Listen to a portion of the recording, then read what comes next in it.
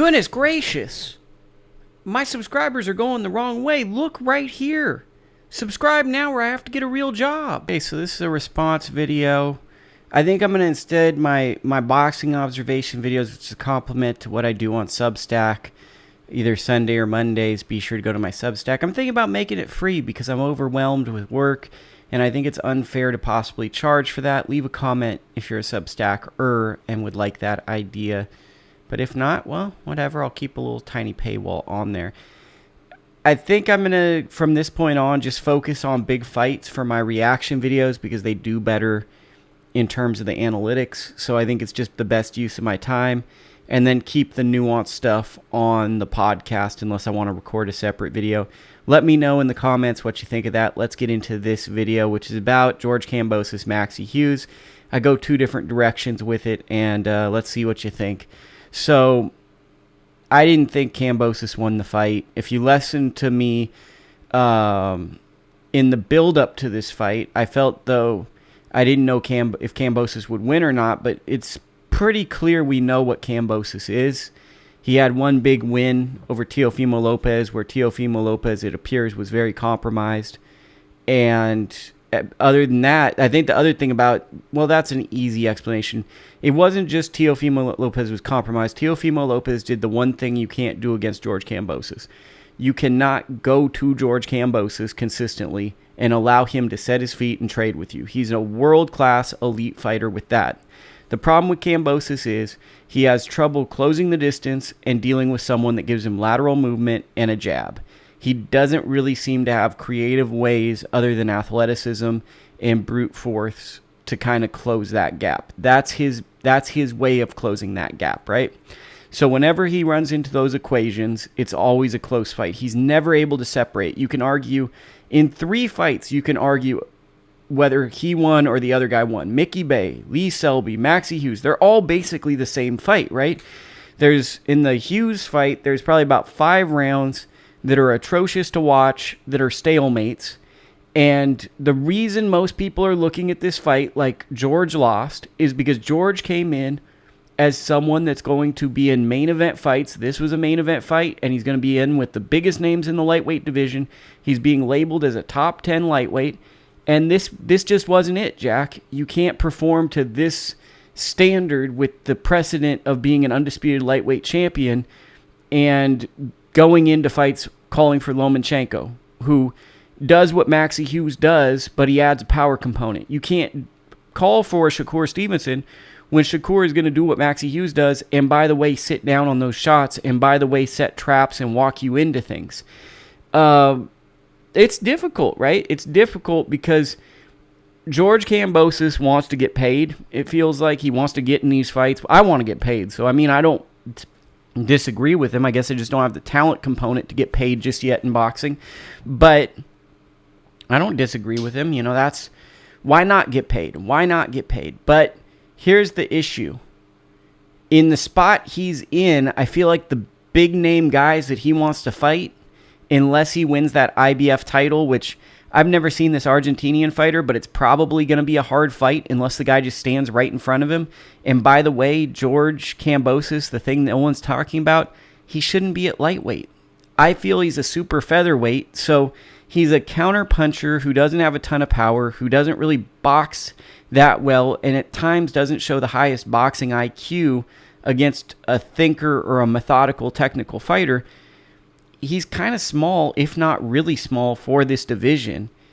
And that also scares me. I feel as though he's going to be the guy that guys like Andy Cruz and Keyshawn Davis are going to call for. And then he's going to call for the Vasyl Lomachenkos, the Shakur Stevensons. And really, like a guy like Danger Muratalla is probably going to be rubbing his hands together like Birdman saying, please, please give me Kambosos. It's a weird spot to be in, right? Because he is, by most media members' consensus view, based on his accolades, a top 10 lightweight.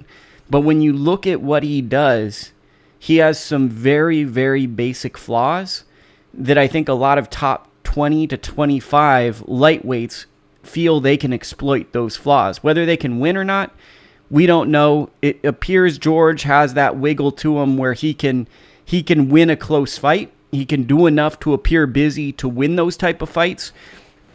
For whatever reason that is, he's got that gift, and that is a gift, knowing how to win in these type of fights. But it doesn't feel as though Kambosos strikes fear into the division. Like when you bring up a guy like Shakur Stevenson, it's never that easy to find the opponent for him. When you bring up a guy throughout his career, Demetrius Andrade, it's a chore to find an opponent for him. When you bring up Alexander Usyk, not the easiest guys to match up unless there's a big purse behind him. Kambosos has the opposite problem. I think a lot of guys feel on their best night they can beat him, and they think he's really famous, and this will change their life financially. I think that's what Maxi Hughes thought. Maxi Hughes fought the same type of fight he's been fighting for the past few fights, and he wanted to get one of these big fights for a world title. And I think that for him, a professional fighter who's been a true professional his whole career, the title's great, but I think it's also about financial stability and setting himself up for the second part of his life. And what this does is this just delays him ever getting to that point. And that's the shame. That's the shame of these judges, right? Now, I'm not saying that I fully believe Maxi Hughes won this fight. The fight was atrocious. I definitely daydreamed in at least 3 to 4 rounds. I felt Hughes won. Feeling and knowing are two different things. I had a general sense that Maxi Hughes was the ring general, dictating the action and doing all these things in there. That being said, I'm not going to get mad at you if you tell me Kambosos won. It was a very, very unimpressive, uninspired performance. And I think it was cautionary because there is a level up from Maxi Hughes. And what it looked like to me is the Lee Selby's and the Maxi Hugheses of the world are the ceiling for Kambosos if guys fight a disciplined fight. Like, that is the ceiling for him in development. I think something no one will say, probably besides me, is Peter Kahn did a great job when he was Kambosos' manager, figuring out a way to get Kambosos in a position to exploit his strength and negate his weaknesses. And JC did that as well. And I think at this point, it's kind of a team of his own choosing now. So he has a team that I think they're going after the money. They believe they can win these fights. But I don't know if they're changing anything. Because this is his second fight now where we've seen very little changes after being completely outboxed by Devin Haney. He went into the rematch, wasn't really an adjustment. And if anything, in this fight, I know his last coach wasn't with him. They gave a reasoning for it, health reasons. But this, to me, looked like a regression. Ramon Matthews is someone I know. I've come up in the boxing gyms with. He's a good coach. He's a solid coach. No fault on anybody. I think that this is just where George is at. He's a veteran, and he needs people to motivate him. He's going to get in there, and he's going to do what he does. And it's just going to shake out how it shakes out. I'm gutted for Maxi Hughes because he's a guy with a bad record. He's a guy that people are going to giggle at. They're never going to give him his respect.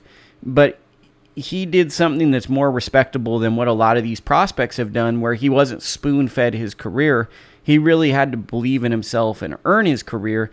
And this would have been a moment to really define his life. And instead, he kind of gets like a boxing FU to him. Big FU. He's wearing this cowboy hat. He adopted Oklahoma as his home state in America for this fight.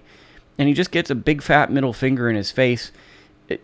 Sure, he could have done more to separate. But this really felt like, for being a B-side opponent guy coming into this fight, fighting a promotional fighter, Dakota said it best on the podcast. It felt like Paulie Malignaggi versus Juan Baby Bull Diaz, where Kambosos, following the leader, as Paulie Malignaggi says, being aggressive, that was scored as being more effective than the clean, effective shots that maybe didn't have as much power, weren't as eye-catching, but they were shots and they were landing and they were effective.